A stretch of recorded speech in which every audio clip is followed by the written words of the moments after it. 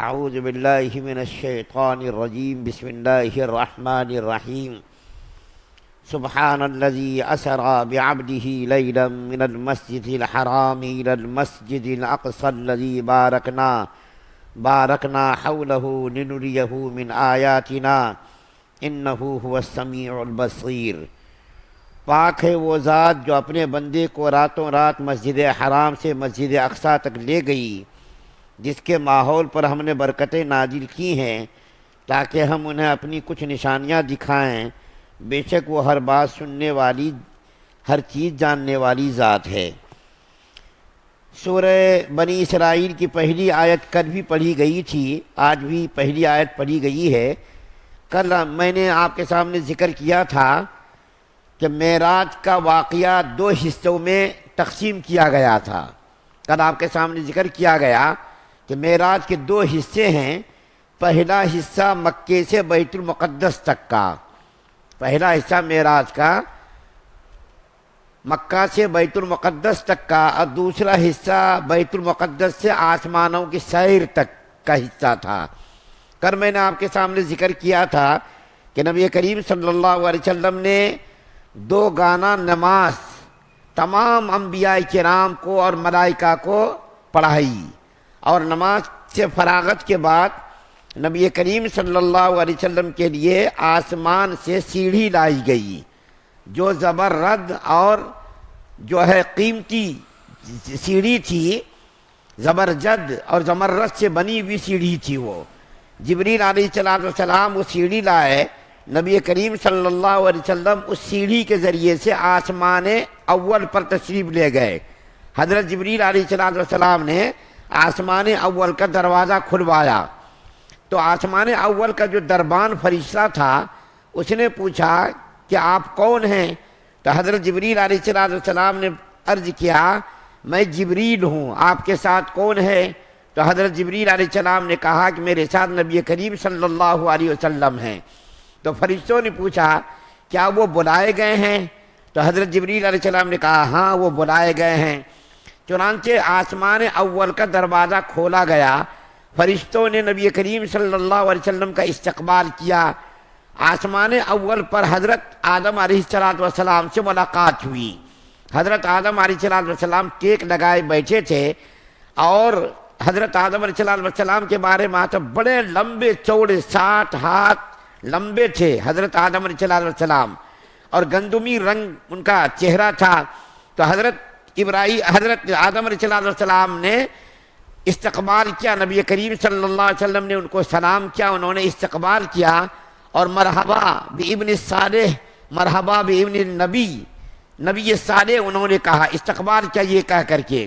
اس کے بعد نبی کریم صلی اللہ علیہ وسلم دوسرے آسمان پر تشریف لے گئے، وہاں بھی حضرت عیسیٰ علیہ السلام سے، حضرت یحییٰ علیہ السلام سے ملاقات ہوئی، انہوں نے بھی نبی کریم صلی اللہ علیہ وسلم کا استقبال کیا۔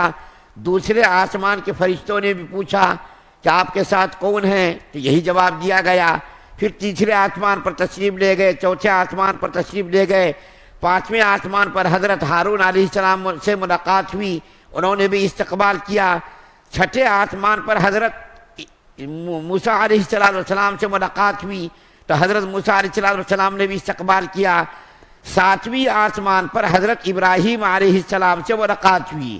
یہ بات یاد رکھیے کہ ہر آسمان پر اس آسمان کے دربان نے، فرشتے نے پوچھا، یہ سوال کیا کون ہیں آپ، اور آپ کے ساتھ کون ہے، کیا ان کو بلایا گیا؟ تو ہر ایک کے سوال کے جواب میں یہی جواب دیا گیا کہ ہاں ہمارے ساتھ نبی کریم صلی اللہ علیہ وسلم اور بلائے گئے ہیں۔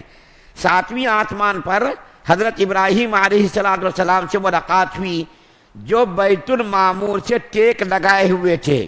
بیت المعمور یہ وہ مقام ہے جو ملائکہ کا خانہ کعبہ ہے، جیسا کہ مسلمانوں کا خانہ کعبہ مکے کے اندر ہے، اسی طریقے سے فرشتوں کا خانہ کعبہ جس کی طرف وہ رخ کر کے عبادت کرتے ہیں وہ بیت المعمور ہے۔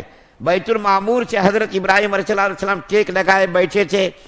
اس بیت المعمور کا روزانہ 70,000 فرشتے طواف کرتے ہیں، 70,000 مرتبہ، اور جس فرشتے کو ایک مرتبہ طواف کرنے کا موقع ملا دوبارہ اس کو قیامت تک موقع نہیں ملے گا، اس فرشتے کو دوبارہ قیامت تک موقع نہیں ملے گا۔ پھر نبی کریم صلی اللہ علیہ وسلم 7ویں آسمان کے اوپر تشریف لے گئے، جس کو سدرۃ المنتہا کہا جاتا ہے۔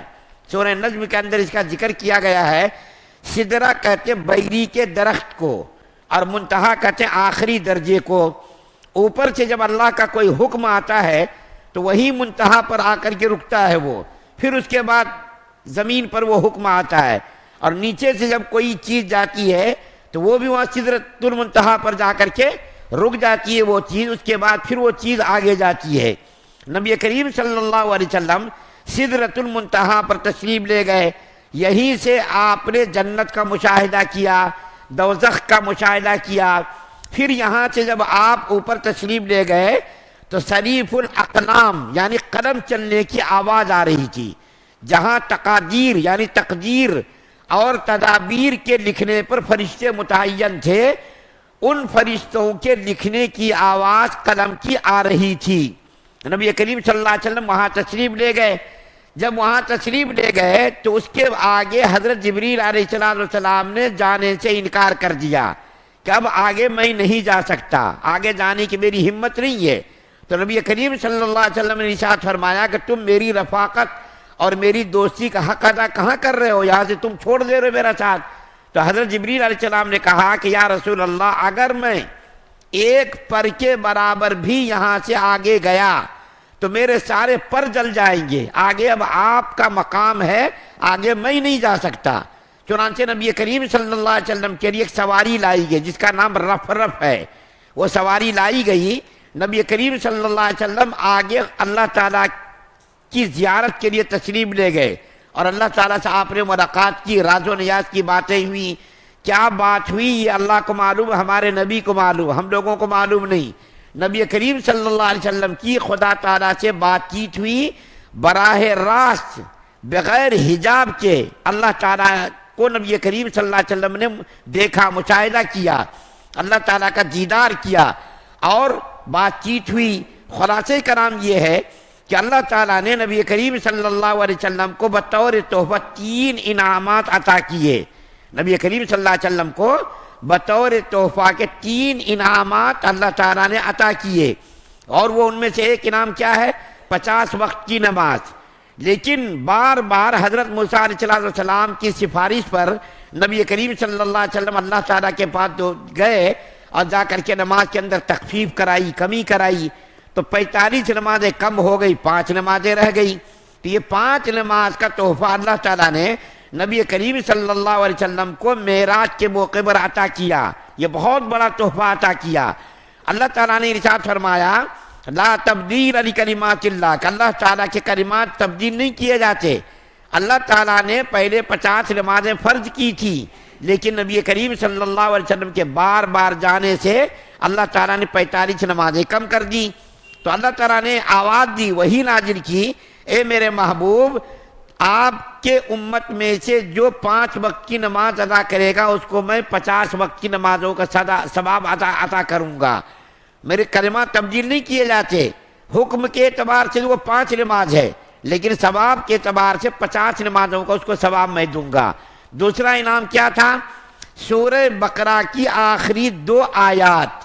یہ سورہ بقرہ کے آخری 2 آیات وہ ہیں جس کے بارے میں حدیث کے اندر ہے کہ رات کو نبی کریم صلی اللہ علیہ وسلم اس وقت تک نہیں سوتے تھے جب تک سورہ بقرہ کی ابتدائی آیات، درمیانی آیات اور آخری آیات اور چاروں کل نہ پڑھ لیتے تھے اور اپنے جسم پر دم نہ کر لیا کر رہے تھے، اس وقت تک آپ سوتے نہیں تھے۔ اور اس کے بارے میں ہے سورہ بقرہ کی آخری آیت کے بارے میں کہ جو آدمی سورہ بقرہ کی آخری آیات پڑھ کر کے سوئے گا، اگر خدا نخواستہ تہجد کی نماز وہ نہیں بھی پڑھے گا تو اللہ تعالیٰ ان 2 آیات کو تہجد نماز کے مقابل میں بنا دیں گے، یعنی تہجد کی نماز کا ثواب عطا فرما دیں گے۔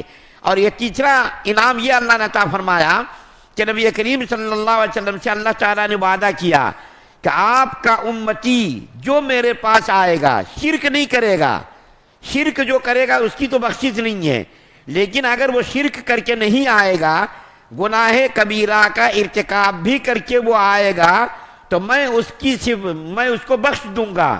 گناہ کبیرہ کا ارتکاب کر کے بھی آئے گا کہ ایک نہ ایک دن میں اس کو جہنم سے نکال کر کے جنت کے اندر ڈالوں گا. کسی کی سفارش ہوگی، نبیوں کی سفارش ہوگی، ولیوں کی سفارش ہوگی، علماء کی سفارش ہوگی، فرشتوں کی سفارش ہوگی. ان سفارشات کے بدلے میں آپ کے امتیوں کو بخش دوں گا. یہ 3 انعامات اللہ تعالیٰ نے نبی کریم صلی اللہ علیہ وسلم کو عطا فرمائے. یہ 3 انعامات نبی کریم صلی اللہ علیہ وسلم لے کر آسمان سے واپس تشریف لائے، پھر بیت المقدس میں تشریف لائے، اور وہاں جو آپ کا براق بندھا ہوا تھا اس براق پر پھر سوار ہو کر کے بیت المقدس سے مکہ تشریف لائے. اور یہ صبح سے پہلے تشریف لائے. نبی کریم صلی اللہ علیہ وسلم جب تشریف لائے تو آپ نے ام ہانی سے یہ رات کا واقعہ بیان کیا کہ رات کو میں آسمان پر گیا تھا، 7 آسمانوں کی سیر کی، جہنم کا جنت کا مشاہدہ کیا، اللہ تعالیٰ کا دیدار کیا، اور اللہ تعالیٰ نے میری امت پر 5 وقت کی نماز فرض فرمائی. تو حضرت ام ہانی رضی اللہ تعالیٰ عنہ نے آپ صلی اللہ علیہ وسلم کو مشورہ دیا کہ یا رسول اللہ صلی اللہ علیہ وسلم، آپ لوگوں کے سامنے اس واقعے کا تذکرہ مت کیجئے گا، آپ لوگوں کے سامنے اس واقعے کا تذکرہ مت کیجئے گا. لیکن نبی کریم صلی اللہ علیہ وسلم چونکہ واقعتاً گئے تھے اور اس واقعے کے اندر کوئی ذرہ برابر بھی جھوٹ نہیں تھا، اللہ تعالیٰ کا آپ نے دیدار کیا اور آسمانوں کی سیر کی، جنت اور جہنم کا مشاہدہ کیا، تو لوگوں کے سامنے آپ نے جب یہ بیان کیا تو کافر لوگ تو مذاق اڑانے لگے.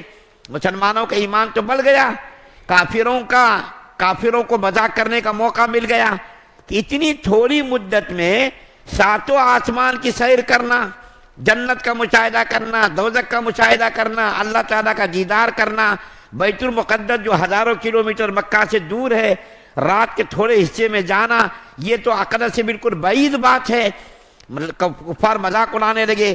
لیکن صدیق اکبر کی وہ ذات تھی جنہوں نے کافروں کے کہنے پر کہا کہ اس سے بڑی بڑی چیزوں کو میں مانتا ہوں. جب کافروں نے کہا ابو بکر صدیق سے کہ کیا تم اس بات کو بھی مانو گے کہ رات کے تھوڑے حصے میں تیرا دوست آسمانوں پر گیا اور جنت جہنم کا مشاہدہ کیا، خدا تعالیٰ سے ملاقات کی، اور جو ہے راستے میں جو عجائبات اور غریب واقعات کا مشاہدہ کیا تھا اس کا تذکرہ کیا، اور راستے میں جو مسافرین کچھ قافلے تھے ان قافلوں کے آنے کا بھی آپ نے تذکرہ کیا. تو ابو بکر صدیق رضی اللہ تعالیٰ عنہ نے کہا کہ ارے میں اس سے تو بڑی بڑی چیزوں کو مان چکا ہوں، یہ بات تو کوئی بڑی نہیں ہے. جب میں انشاءاللہ کل آپ کے سامنے اس آیت کریمہ کی تشریح بیان کروں گا تو 2 باتوں کا ذکر کروں گا. وہ 2 بات یہ، ان میں سے ایک بات تو یہ ہے کہ نبی کریم صلی اللہ علیہ وسلم کو معراج بیداری کی حالت میں ہوئی ہے، خواب نہیں تھا وہ، بلکہ بیداری کی حالت میں اللہ تعالیٰ نے یہ دولت آپ کو عطا فرمائی. اور دوسرا اعتراض جو کافر لوگ، منکرین لوگ اور خدا کے منکر لوگ اعتراض کرتے ہیں کہ آسمان پر آدمی کا جانا، تو انشاءاللہ اس کا بھی جواب دوں گا. 2 باتوں کا کل تذکرہ کروں گا اور آیت کریمہ کا خلاصہ بھی بیان کرنا بھی باقی ہے. انشاءاللہ کل اس کا خلاصہ بیان کیا جائے گا. اللہ سے دعا ہے اللہ ہم سب کو سننے زیادہ عمل کی توفیق عطا فرمائے. سبحان اللہ و بحمدہ، سبحانک اللہم و بحمدک، و نشہد ان لا الہ الا انت